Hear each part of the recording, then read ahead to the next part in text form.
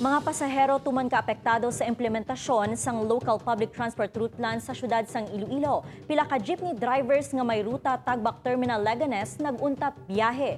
Inang gintutukan ni John Sala.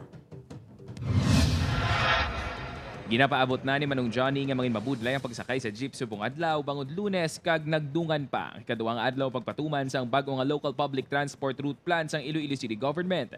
Sa dangat lang sa mga terminal ang mga PUJ gikan sa luwas sang syudad. Apang wala ini maglaom nga mangin amo sini kabudlay ang sitwasyon diri sa Ceres Terminal sa Haro. Amo na sir ka daw kabudlay kay siyempre kami mga commuters kami kaluluoy ay dapat maksyonan na kung anong imuon eh. Tuman kalaba ang pila. Ang iban gani sagwa na lang sang terminal nagpasimpalad. Base pa man lang, malabayan sang jeep nga hindi pa puno. Si Manang May, give up na kuno sa pagpila sa sulod sang terminal gani dili na lang sa igad sang dalan, naghulat sang jeep. No, nag-alabot bala, halin sang aga, pila lang pasayro, wala salakyan. Si Irene naman, alas 8 sang aga kuno ang sulod niya sa iobra. Apang alas 9 na, nagapila man ini sa gihapon diri sa Tagbak Terminal. Ati mawad, ana lang gid kami obra eh. Amo na lang kita siguro. Tika hindi man tanan nga amo or bosses bala. Isang company makaintindi sa amo na nga sitwasyon. Sa nanging sitwasyon subong panawagan sa Metro Iloilo Transport Service Cooperative, kinahanglan sa pulon liwat ang mga kooperatiba kag planuhan sang maayo ang mangin sistema. Kung sa akon niya dapat pungkuhan gini namon sa city, LTFRB, LTO, kag tanan nga mga chairman sang mga cooperative para diri makita naton kung anong dapat naton i-adjust. Apang hindi lang pasahero ang nahalitan sa pagpatuman sang LPTRP, kundi pati man mga driver. Ginabuluban ta 50 ka mga jeepney driver sang Leganes Tagbak vice versa ang naguntat biyahe subong adlaw.